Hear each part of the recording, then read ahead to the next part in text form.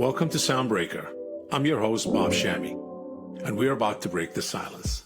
Join me as we go behind the scenes and meet some of the most influential names in the music industry.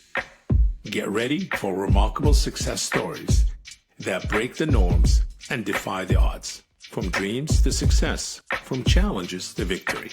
An exclusive backstage pass into the lives of music trailblazers as they create their own path to success. This is Soundbreaker.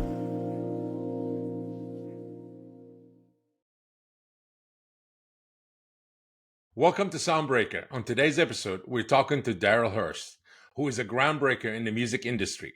Thank you for joining us. And for our listeners who might not be familiar with you, could you please introduce yourself and tell us a little bit about what do you do before we dive into it? For sure. Thank you, Bob, and thank you for having me. My name's Darryl Hurs, and I'm currently the market development rep for CD Baby in Canada. And I also have my own company called Indie Week, where we host online conferences, host festivals, and we have our own online community called DIT. So think of it as social media, LinkedIn, Facebook together, but all for the music industry. Does the word DIT stand for anything or? Yes, do Just it the name? together. It kind of came I out like of that. COVID, when we're all remote and isolated. So we call it Do It Together, DIT.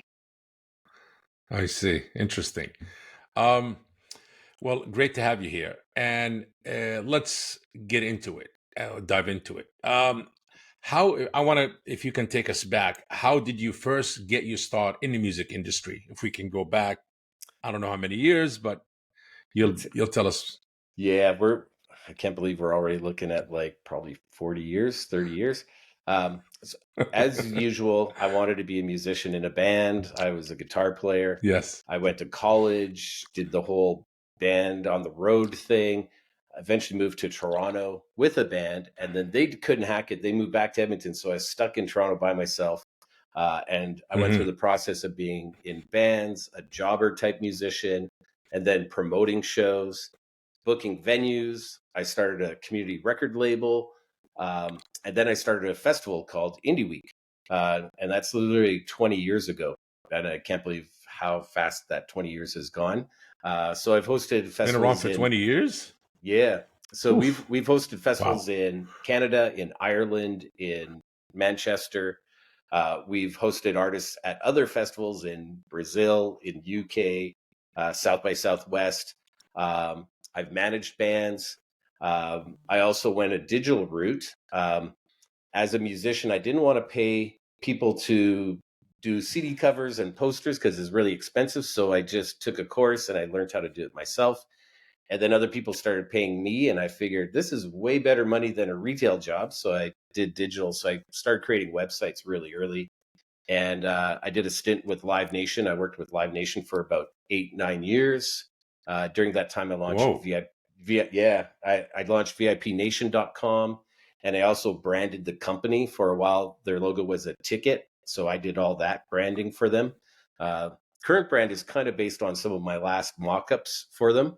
So I've done a lot in the digital side. I've done a lot hands-on with bands, and I've promoted and put on events. Last year, we just launched a brand new festival called, I'm actually wearing the shirt, Venue by Venue. So that's a brand new festival. And we also launched an online platform called DIT, as I mentioned before. So kind of a wide spectrum. And about I guess we're almost up to 5 years ago, I was hired by CD Baby. And during that time, I've been the market manager of Canada for CD Baby. And I also did a stint where I was working for Downtown, who purchased CD Baby. So were you working for CD Baby first, and then Downtown came or after the purchase, the acquisition happened or took place? I was working for CD Baby, then Downtown purchased CD Baby. With CD Baby, I was part of an international team, and then they sort of revamped that team for Downtown brands, and then I'm back to CD Baby, and COVID had part of that. Like we were all isolated, locked down, so that was part of the reasons for some of the changes. Is just the we're all sitting at home. So you worked under the leadership of Tracy Maddox before Correct. yes, great, great, great. Absolutely. Yeah. Um, you I, had an impressive career journey so far. You want to say something? Go ahead, please. oh no, Please. I I was don't just mean going to say, to, Tracy was such a great leader. I felt very lucky to have that time. I talked to him last week, yes. um, Yeah. and he is such a great leader.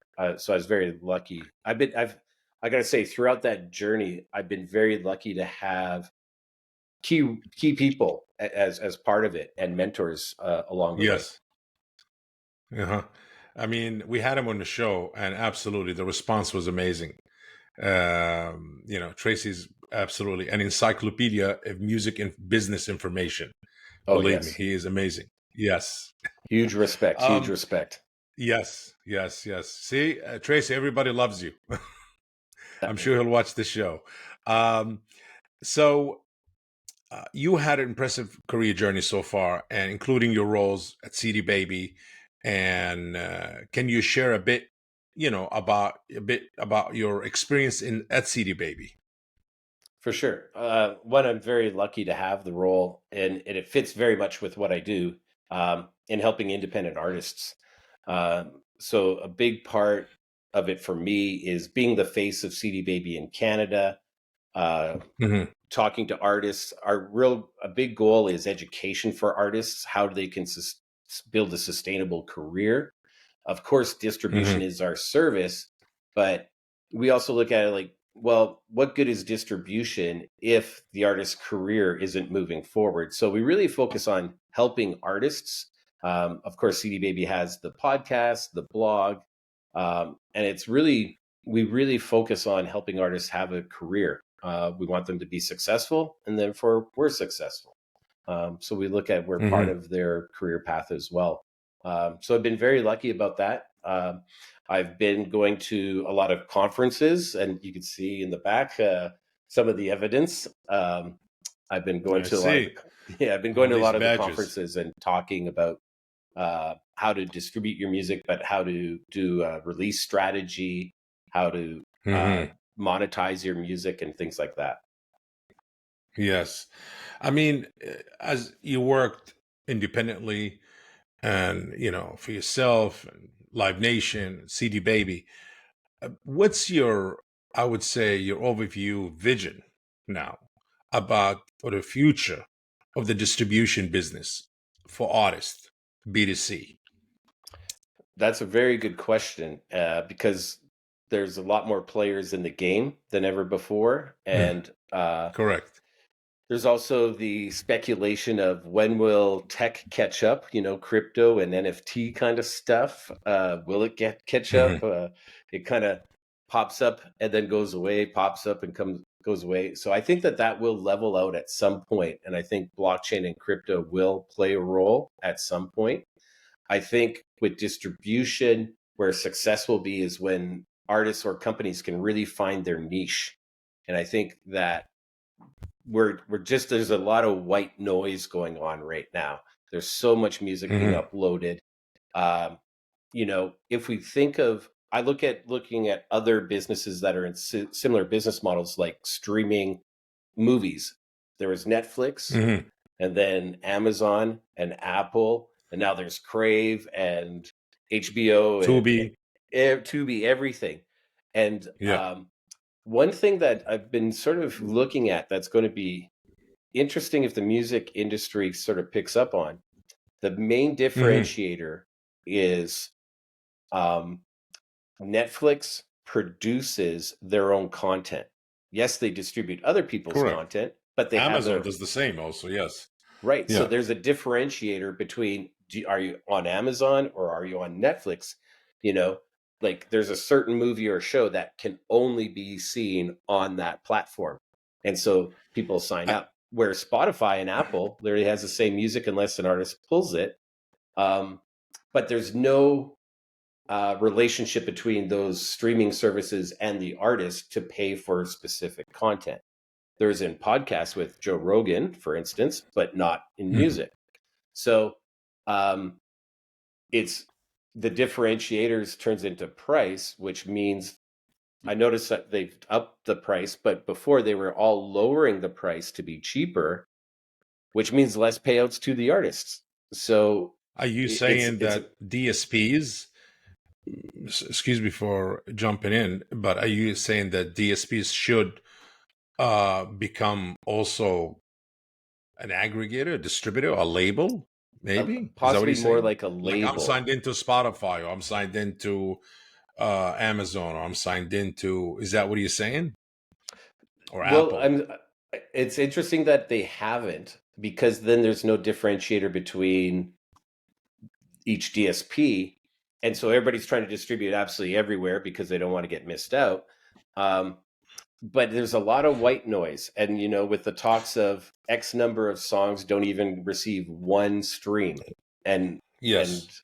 so therefore prices are going up to compensate.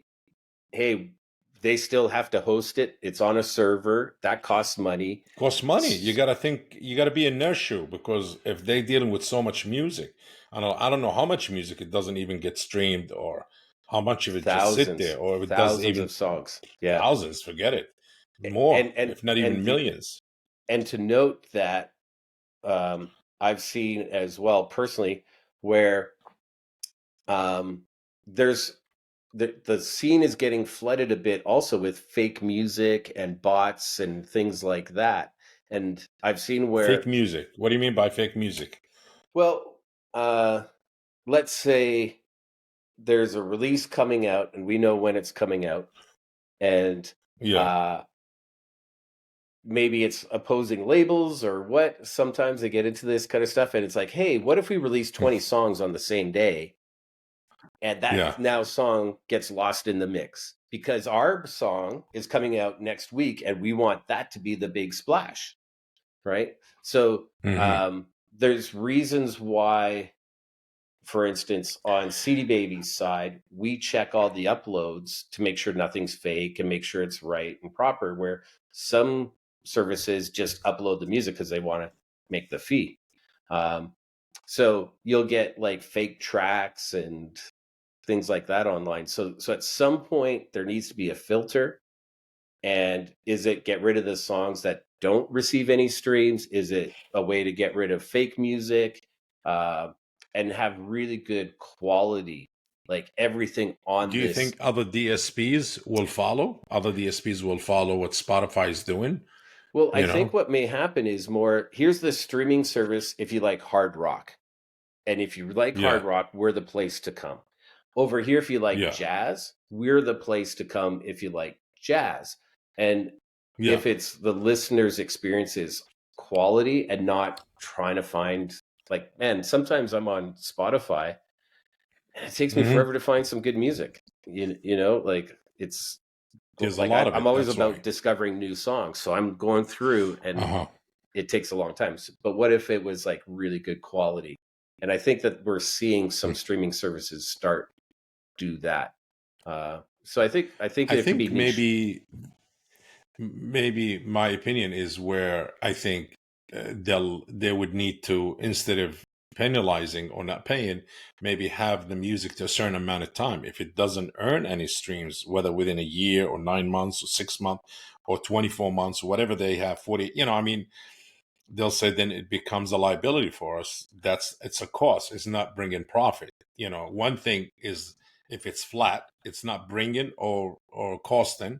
But once it start costing, there's like, okay, then now we're gonna have to take it down. Inform the artist that the music is not making money, or it doesn't meet the minimum, requirement of streams, so we have to take it down. Yeah, you know or there's a it is a fee bit to. sad for artists, for new Yes, artists, because artists are always working and improving themselves and getting better, and some artists don't make it right away. It takes them 5 years, and all of a sudden everybody wants to listen to their music now, because they have a hit song. So hit songs carries, pulls in everything else that you have out there. It's a kind exactly. of You a nailed it. it need to Yeah, be find a solution for it, really. And I'm not the one, but I just my ideas. And but I would say it's it's a thin line. you know right. I There's understand the artist, and I do understand the big DSPs. Like there's a cost, and I know that because I'm in the music business, and I know what it costs when you put things in servers and all of this, and it's big, infrastructure. Everybody thinks it's online, it's free, right? Like everybody thinks, oh, it's No, no, online. no, no. Big major Insurance and cost. Major security cost. and Yes. programmers and Yeah. servers. Yeah. Yes. Correct. Um, Yes. but here's something to note. So, for instance, if I was a jazz artist and my music's on a Mhm. jazz streaming platform and the Yeah. listeners are jazz enthusiasts, there might be a higher chance of my music getting actually listened to because it's the right So what are you demographic. saying? The DSP should have certain DSP should be a niche for pop, for hip hop, for rock, R&B, jazz, world, I think something like that will start to exist soon. I've already started seeing new streaming maybe services come out, um, and in some specialize in one cases, genre. well, in some cases, it's more at this stage quality of the file. So that what you're hearing is a higher level quality of stream. So Mm, some of the ones I'm seeing are like, well, what differentiates us is that you're going to hear the best quality of that song through us, better than Spotify, mm, better than Apple. So I'm seeing that happen, mm, and then I think yes, I think genre based could also be viable. I've heard of some things kind of in the works, and to me it makes sense. To me it makes sense because you want to stand out, and yeah. it's like magazines, it's like TV shows. It makes sense for us, really. Well, that if we go back a bit, 10, 15 years ago, that's how radio was. You want to Exactly. listen to rock, it's that channel. You want to listen to hip hop, you want to listen to dance, you want to listen to world, to, easy listening. Each radio station had their own genre of music, you know. Yeah, But exactly. again, they And what weren't. runs radio is advertising, right? And Yes, and I yes, just talked correct. to a radio station last week about it, and it's like advertising goes with a certain station because of the demographic and the reach that they have. And Hmm, hmm. I think a lot of companies have to look at their budgets and where do they wisely spend their advertising dollars. And I think that'll help drive it too. And I didn't want And to you will have mention. what? You'll have what? Oh no, I did want to mention because what you brought up. So one of my very first jobs in the music industry was at HMV Records, um, Oh, years and years ago. So when there was record stores, yes, and day one, the manager pulled me aside, and I learned this day one. yes, He said, "Do you see this rack? The value of this rack isn't the same as that rack over in the corner. This pays our rent." And he pulled out a yes, stack of CDs and he said, "These yeah. CDs have to sell." In-store placement, always in-store That's it. placement. I remember the game. Yeah. Yeah, And yeah, he said, "These CDs have to sell so we pay our bills. We pay our rent when we yes. sell these. And if they don't, we get rid of them. They can't stay here." So that's also kind of like some of the talks I've had with some others in the industry about this streaming Mhm. of, if this song doesn't stream, it's kind of like going back to those record store days of it's Yes. gotta pay the rent or it's gotta go. Space is limited, and I think the digital world, we all feel that the space is unlimited, and I think that's kind of like we've Yes. let it become unlimited, and now we're overwhelmed, and we're in I mean, adjustment mode. it's an idea to Yeah, have, yes, to have different DSPs niche for certain music. Yes, sure, we'll make all DSPs value the same because all the rock fans will go to that DSP and all the. But then you're talking about membership. Like, how much would it cost the consumer? If I belong, because sometimes I like to listen to pop, sometimes I like to listen to jazz or disco or whatever. So does that mean I'm going to have on my credit card about 10 DSPs that I'm paying for streaming possibly. platforms? Right now, It's a lot of Apple. money. I've got Apple, I've got Amazon, I've got Netflix, Paramount Plus. Unless if there Uh, will be some kind of an alliance and they all, and then you choose, I don't know, you pay one yes, fee to belong to like all the streaming platforms. And then, and then you choose based on the genre you want to listen to. I don't know. Well, It's a bit more complex, financially, a lot yeah. more. Well, The it's very cost and much. this and that. I'm Amazon Prime, and through Amazon Yeah. Prime, I'm Paramount Plus as well, and maybe AMC. Like they, the big ones also distribute the little ones, right? But remember, Um, the music business is different than the visual, movies, because oh, absolutely. you can't have a movie on Netflix and Amazon and Hulu. You can't, or Hulu Plus or Vudu. You're gonna have it only on one platform exclusively for them. But when it comes to the music, the majority of it is distributed everywhere in every Uh, platform out there. no, So for some instance, artists, they have exclusive deals, but not the majority. We're talking about in general. We're not talking about like 10% of some of the major artists, or 5%. They only have, I have a deal only with Apple, or I have a deal only with Spotify, or I have a deal only with yeah. Pandora or whatever, Well, or good Deezer. example on Yeah, the movie side though is I just watched the yeah, latest Scorsese film on Apple. I could yeah. watch it on Amazon, but I'd have to rent it on Amazon. So, Mm-hmm. they do cross over, guaranteed. But here's where I'm The going with majority, it too, not though. all of them. A lot of Yeah. them do. It's just certain ones Not that on the they've paid exclusive for. release, on the first, they're like 6 months, I don't know, a year, I don't know. They all go for the money, however they're going to make money, and that they don't want to turn it away. But here's where I'm Yeah, going with it: is say somebody who does say a hard rock label also yeah, becomes the distributor at the same time, or the DSP at the same time. So there might be a label connection where, because the digital tools are becoming more and more available, white label services are more and more available. I could potentially foresee, oh, we could be our own streaming platform, and it potentially could be through one of the bigger services. Everybody likes making money, could so be. they could white Could label be it. something to do with labels, but there's only a handful of major labels. And Oh, yes, and a handful, or a little bit more than a handful of some of the top streaming platforms.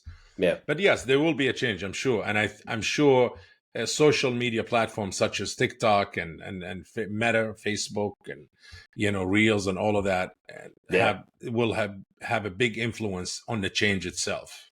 Oh, yeah. I That's my just own opinion. Yeah. I've been through the digital world long enough, and I've seen so Yes. much evolution and change. Yeah. And Yes. we are on the cusp of something new. We don't know what it is yet, but we're due for a change. Yes. We're due, like, Yes. the cycle Uh, right now. yes. We're due for a change. Yes. Absolutely. And Yeah, the introduction of AI and how it's going to influence the music business, which is great. I welcome AI and technology, and that's what we thriving on. That's what the music business has been running on for the past few years. Well, more than a few years, when digital started, yeah. technology, but now it's becoming, you no longer could say, I'm in the music business. I'm in the music tech business. And soon you got to have to add AI to it. You're speaking my language. I totally agree. Yes, yes. you know, we don't want to bore our listeners, but again, it's important topics, and I'm sure they're going to enjoy it. And it's really, things that has a lot of, how should I say, sense and education.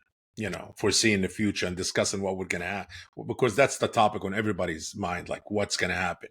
Yeah. A lot of people don't know, but I think there is things going to change. Maybe it might go towards what we just discussed. It Uh, might, uh, but there is something in that arena, I think. Yes. Absolutely. And there's things that we can't even think Yeah. of where it's going. So, Yeah. Yes. Yes. Well, that's fascinating. Anyhow, now, transitioning to your role as a founder of Indie Week. Let's talk about you in Canada. Indie Week Canada. Can you share what inspired you to create this event and the impact it has on Canadian music industry? for sure. So at that time, and thinking back 20 years, I was booking at a Hmm. venue, and Canadian Music Week was one of the majors, North by Northeast, and others. And I was seeing that a lot of really great local talent was being overseen and not getting performance slots in these Yes. festivals. So I just took it Hmm. on and said, well, there's enough great artists that are getting overlooked that we could make up a whole other festival with these artists. So that's literally what we did. And I think our first year we had 60 artists in 6 venues, 3 nights. Mm-hmm. And it had grown to pre-COVID. I think our last one was about 250 artists from around the world, like 30 different countries. We had Mm-hmm. 24 music venues, and we also had a conference.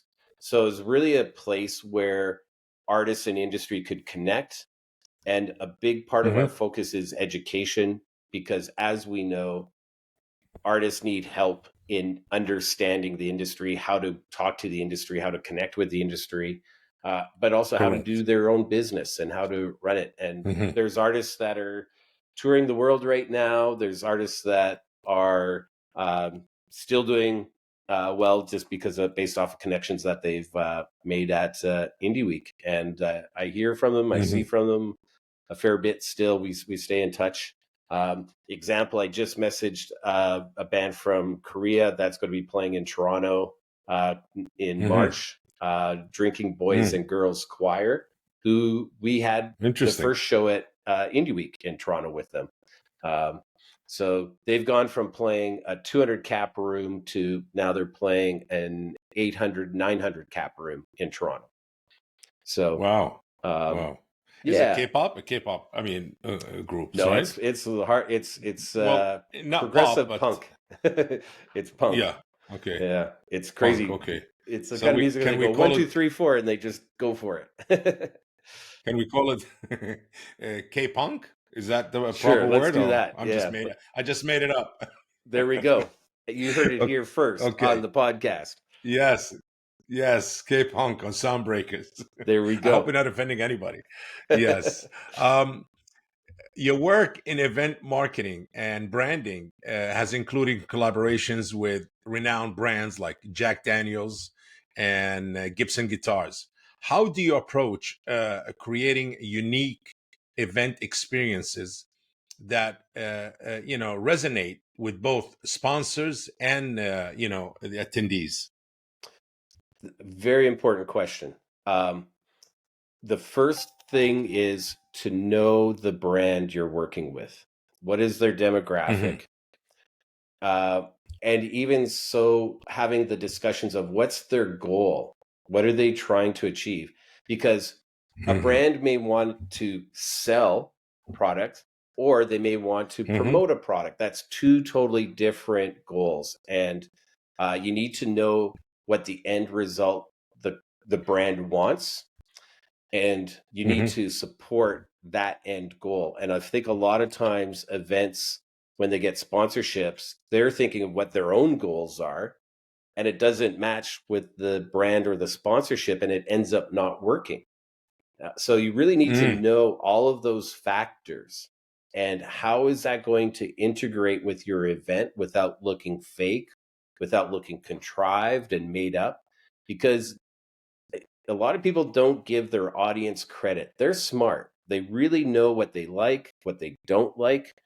And if you Hmm. don't match up, they can smell something that's really fake and contrived and made up and not participate. So it's Wow, really important amazing. to understand your audience. With Jack Daniels, we had an 8-year partnership with them, which is unheard of with a global brand like that. We had an 8-year run with them. Um, Hmm. and we did like what was one of the last ones, we did a brand flight tasting special, Hmm. invite only in a hidden location, very exclusive, and we had a really well-known Hmm. artist perform acoustically for them. So it's like, Wow. how do you get in? It's like, and do you know Jack was the question. And if you know Jack, you could get in, but do you know Jack? Uh, so kind of creating that kind of curiosity Yes, and yes. That yeah. kind of So, buzz. Yes. but Interesting. but music and branding is intertwined. It's you also have to think of it's a lifestyle culture, and you got to make Hmm. sure you're matching that demographic. Hopefully that's not too much of an answer, but it's something I'm very passionate No, about. I mean, yes, I could see. I could see you kind of you get in very scientifically. Your answer always like you really dig deep in it. I like that. Give us the inside of it, It's not just the basic, basic line. Yes. yeah, and there's people that come to me, hey, could you get me a Jack Daniel's sponsorship? Hey, could you get me? And they haven't thought anything other than, can you get us a brand that's going to give us money for what we want to do? And that's not the way Yeah. to go about it. That's literally not the way to go Got about it. it. As the founder of Indie 101, a platform that explores the intersection of music and technology together. Obviously, AI is a hot topic right now. And what are some of the trends, the trends artists and the industry professional should keep an eye on? Wow. There's 100 different directions going right now. First off, with AI, Correct. something Yeah. that I think is really, really important is use it Hmm. as a tool for all of the repetitive tasks that you do to make Yeah. that sort of out of the way, taken care of, save yourself time, and focus on the higher level tasks. Um, you know, social media could be automated, newsletters could be automated, messaging Yeah. fans could be automated. Like you can automate a lot of repetitive tasks. And I've been very lucky. I've been working in automation for over 20 years as well. Um, One of my first websites, I worked with a programmer, and one section was 15,000 pages. And this is in 1999. Hmm. And so I've Hmm. been dealing with automation a lot. And it's how we're able to run so many events. We try to build sometimes custom applications that meet our needs. One Hmm. case I had to book for another brand partnership, Mill Street Brewery. We did an event called Lights Out, where we booked Hmm. 140 artists in 140 venues with volunteers, Hmm. and it was all automated. We never sent an email ourselves. It was all automated But from. there's, I mean, we don't want people to kind of get their information crossed or confused, because automation is one thing and AI is another thing. But still, AI, it's more. I always looked at AI as a tool. AI is one of the greatest tools. Actually, we advanced ourselves to it, and Yes, AI is data driven. It's not automation, but it's data driven. It's based on what do you teach the AI, whether you teach it how to write letters, about books, about anything that you insert. We're not exposed yet, I guess, to the AI that where it kind of thinks and has own subconscious, or this is wrong or this is right. It based on the AI decision based on what information was inputted to it, uh, obviously. yes and So some no. people think I'm it's using not. it to. So I'm using it to create the automation, right? Uh-huh. Uh, But based on data that it was given to it, when you build it, they call it machine learning, Yeah. and it Well, it's not. It learns. doesn't need Yes, to know the data. It needs to know to analyze the data, and then it can yeah, automate from that. And it's all driven off of spreadsheets, right? So it knows formulas, and it yeah, knows like yes, the data from sheet one gets sent over to sheet two, and because of it's yes, labeled on sheet two, it sends email sure, out. So I'm yes, I'm using it to build automation, uh, and yes, where that's the key factor is anybody could do that, where before you needed to know the code to build these yes, automations. yes, um, absolutely, yeah, and like I just did some tests with accounting spreadsheets, and it yeah. was unreal what it was able to extrapolate from the data on that. um, And I like what so you said. It's a tool. AI is a great tool. We should really yes, embrace it and use it to make our life easier and better and advance our life even further and exactly, cut the time, not even in half, way less. So we can use our time more productive in other things, you exactly, know. and so that's So what we we're trying to should provide. welcome AI. Yes, Yes. yes. Yes. So this is what we're trying to do, is provide education and give Yeah. inspiration because there's a lot of Yeah. skeptics like, I don't know if I should use Yes. it. I don't know. I haven't tried it yet. Yes. Try it. So we're trying to give little bits of information that people can take and then go, oh, I think I can do Great. this. I don't need to know Great. code. And I think a lot of times people think AI, data, oh, I need to know code. You don't.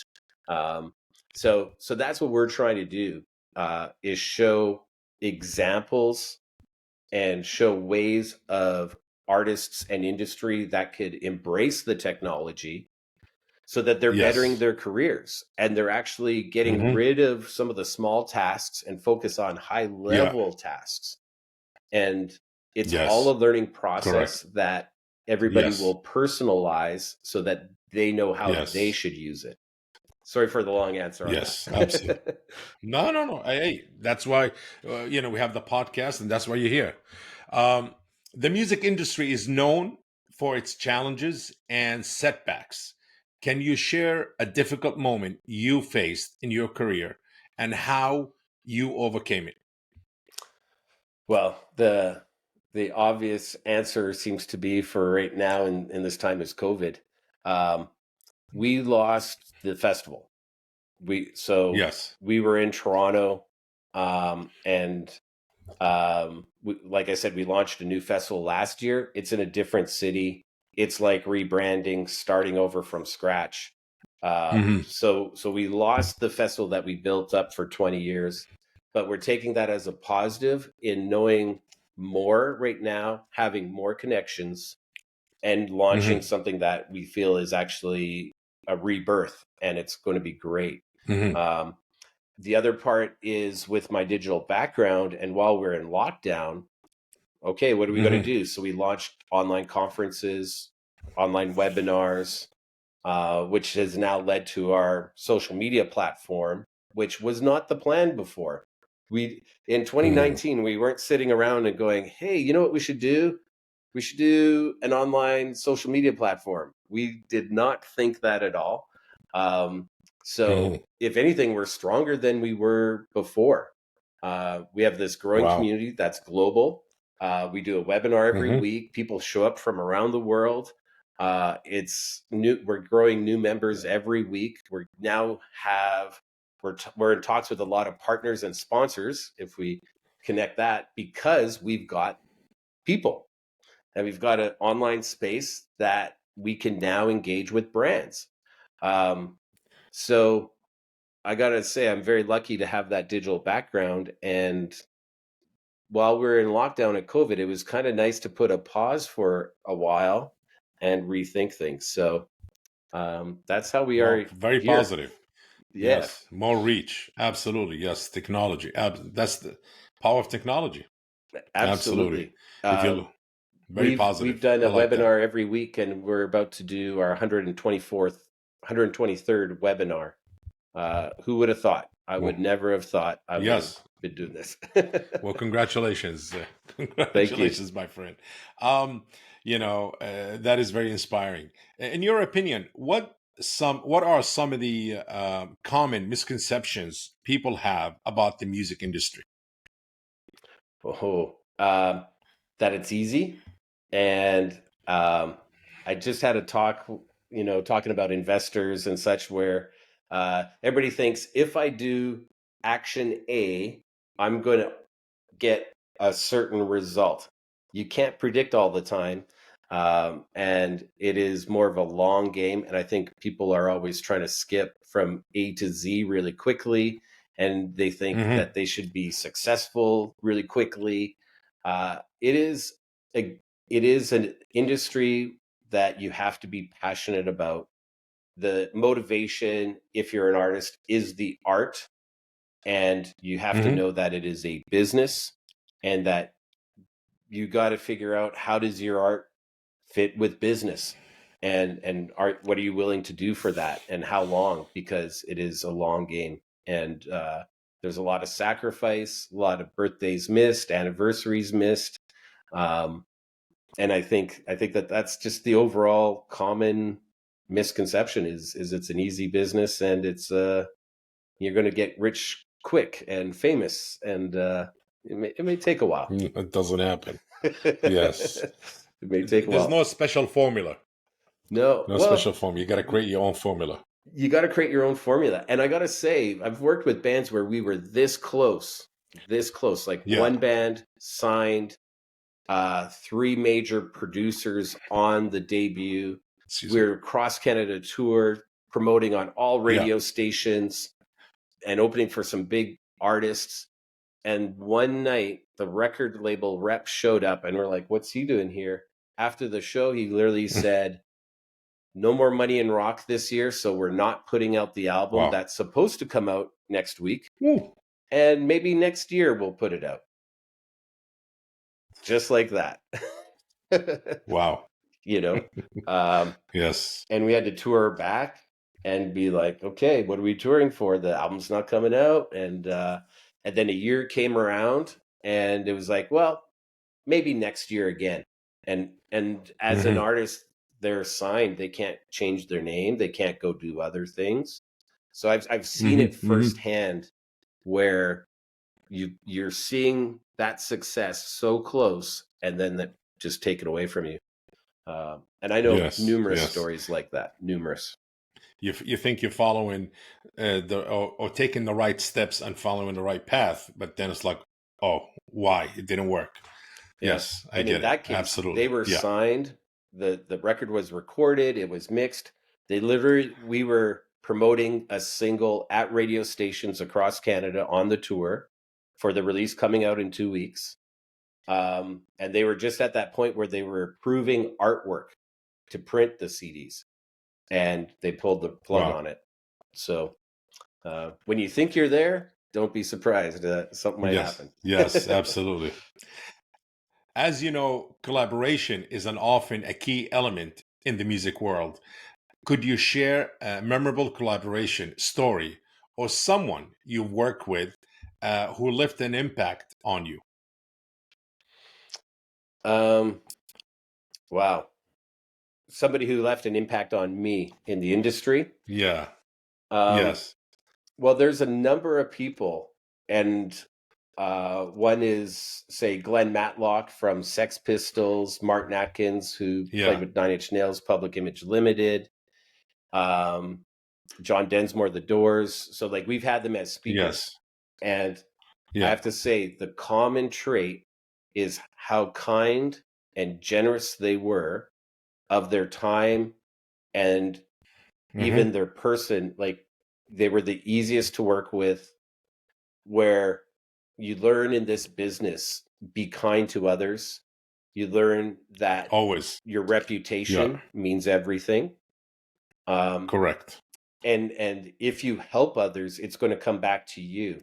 And that's sort of Yes. what I saw, because you're intimidated. Like, man, this is the drummer of the Doors. Like, wait, he's the Hmm. nicest guy. And this Glenn used to play in the Sex Pistols. He's the nicest guy. Uh, Mike Joyce from the Smiths, I gotta say, wow, he was just a gentleman. And Hmm. you just sort of learn how to present yourself in the business. Because when I was coming up, it was a lot of machoism and Hmm. ego, rock star attitude. That's not the way. Be kind to others, and lead by example, and help when you can. And you're gonna find, while you're in this long road of passion in the business, you're around with good Hmm. people. Great advice from Darryl Hurs on Soundbreaker. I love that. Um, you answered this question. I'm going to ask you, unless if there's something else you want to add. Technology has significantly changed the music landscape. And you mentioned during COVID, because of your digital background, you digitized the whole thing and it actually gave you more reach and wider reach to your audience and members. How have advancement in technology influenced your work and the music industry as a whole? I have to say, I owe everything to tech. Um, Wow. from when I was starting out as going back to Hmm. when I said I was a musician and I took this desktop publishing course, I've been completely Hmm. self-employed ever since. And Hmm. everyone I work with is a client, and it's because I know tech. It's because I know digital. And if anything, if you know tech, and especially I look at right now, whenever there's something new, it's opportunity. Hmm. And a lot of people think of it Yes. as, oh, something new is competition. No, what it means is new jobs are going to come up and Yes. open. New, Absolutely. Always. Always. always Yes. New opportunities. Yes. new opportunities. So whenever there's something new, I'm interested. Yes. And Yeah. when you know that new thing, it's sometimes Yes. it's the easiest thing to learn, but other people may be intimidated. They're willing to pay you to do that for them. And so that's new clients and it's new work. So I'm embracing a lot of what's happening in the sense that there's new jobs being created, there's new opportunities coming. We can't necessarily predict what they all are, but we know it's coming. And Yes. uh New companies, new brands, everything. everything, like people are calling themselves a prompt engineer, and I'm like, you mean you Hmm. type a message in a chat box? That's you know. So they come up with these terms as well, and that helps Yeah. confuse the people that don't know what's happening, and like, wow, you're a prompt engineer. How much do you cost? Oh, it's 250 an hour. Whoa, okay, sure. Like it. And here's my PDF of my prompts that I've engineered, and it's $50. um and being around, if anything, if you stick to it and you're around, Yeah. hindsight gives you experience. And I'm an Well, educator as well. I've been teaching this whole time, so I've taught Photoshop. I teach how to do websites. I'm about to do a digital tools kind of workshop. But I remember teaching Photoshop to photographers in 2001, and they all hmm. sat there with their arms crossed, and they're like, I'm going to do this in the dark room. Why do I need Photoshop? And I was like, in 5 years, you're going to need to know Photoshop. And right now is your advantage Hmm. ahead of others. But they were like, nope, I'm going to do it in the dark room. And in 5 years, dark rooms are gone. If you mentioned a dark room right Yeah. now, nobody would even know what you're talking about. You know, like it's the place where you develop the film in the camera, and that doesn't exist Well, anymore. Daryl, you have the entrepreneurial mind. Absolutely. You do. Well, And that is very important in our industry. You cannot be afraid and you're always learning. To me, I stand by when you stop learning, you start dying. So let's continue living and keep learning. keep learning. Everything's an experience. Yes, And we all now can absolutely. say we've been through a pandemic and we've got some Yes, experience. yes, yes, absolutely. In your line of work, how do you stay updated with the latest trends, innovations, or changes in the industry, and how important it is to continue to learn? Well, as we said, it is absolutely paramount to continue learning. I've seen some Hmm. people become obsolete because they stopped learning and they wanted to do the way that they do it, but the world changed around them. Um, I try to really stay atop on social. I have certain accounts I follow that I kind of follow Tim Ferriss sort of rule. Like I know that account is updating with the current trends, so if I follow that, I don't have to go running around looking for it. Um, and also, there's an app called IFT, if this then that. If. IFT, it's Hmm. great. Talking about automation and such. So I've got it set so if certain things get posted with certain words Yeah, or topics, it comes into my inbox. So um, sweet. I don't I have like that. to look hard for it. If it's a great tool, if anybody doesn't know it, check it out. Um, yeah, like I could have it follow certain hashtags on socials and send me updates on that. And yeah, it's one of my Great. You know, ticks this is very trips. inspiring, So and that's all right. This is very inspiring and a lot of insightful information. So, a lot of our audience is going to be inspired when they watch this interview, and and let's say they want to take the same path or the line of work that you've done. It's like, you know what, this is very inspiring. I want to be like Daryl. I want to do. So, any advice that you could give somebody, beginners or people who want to start or get inspired by this, what to avoid, what not to avoid? As you know, this business full of gatekeeping. So how to kind of, go around the noise, and the people who doesn't want you. And that's what the show is about, sound breakers. Yeah. So some of the advice I try to always give kind of touches on what I said Yes. before, is help others. Yeah. And Yeah.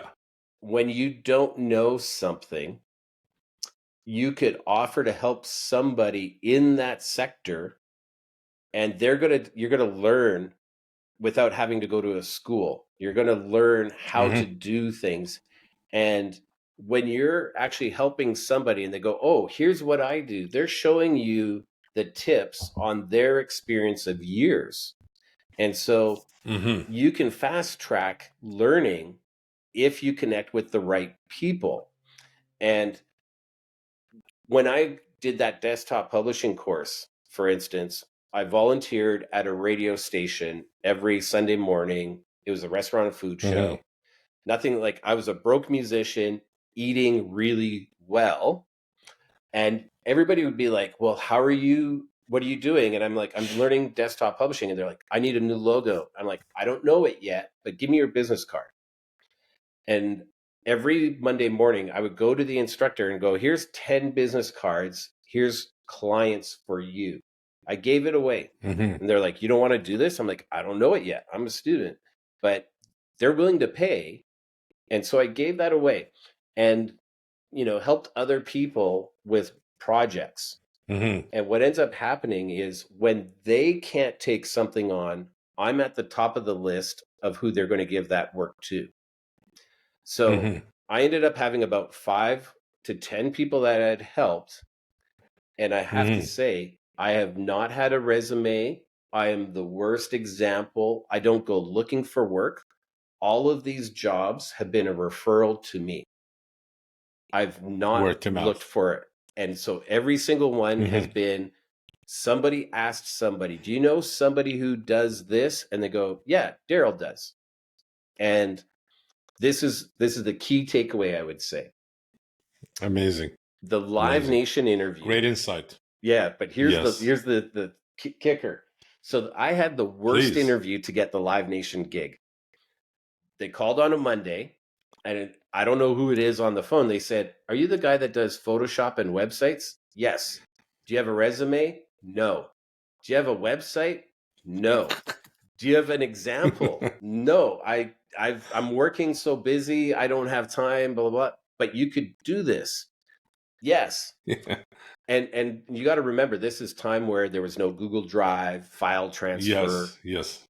So what I learned is they trusted the opinion of the person who recommended me.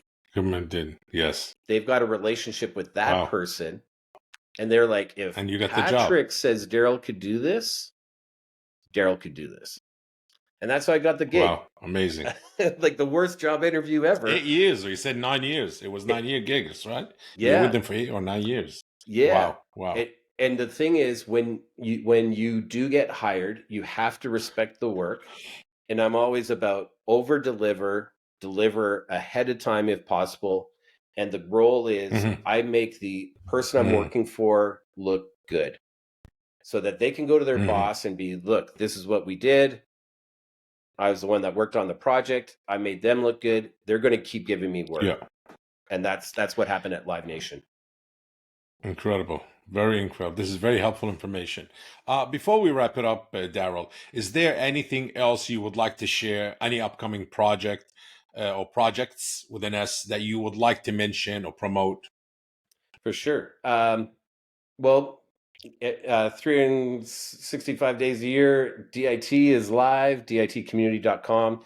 And it's a place to network, a place to post and share music and things. And we have webinars and we have education content and we have a lot more planned. So that's ditcommunity.com. And we have conferences online. Our next one is Screen by Screen. So that's screenxscreen.com, and that's February 6th to Hmm. 8th. And we have Hmm. a new festival. You can barely see a shirt, but Venue by Venue. and that's in November in London, Ontario. In November, And yes. just follow us on socials. You can look up Indie Week, and you'll see all the stuff we're doing. And if you have questions, DM me. I'm open to chatting. This is great. This is great. Well, firstly, thank you for joining us today. This concludes today's episode of Soundbreaker. Please make sure to follow us on socials and stay tuned for our next episode. And see ya. Awesome. Thank you so much. This podcast is presented by Music Dash, world's first AI-powered independent distribution CMS. If you enjoyed today's episode, make sure to share the Soundbreaker podcast. And if you are joining us on YouTube, please like this video and subscribe to the channel. Until next time.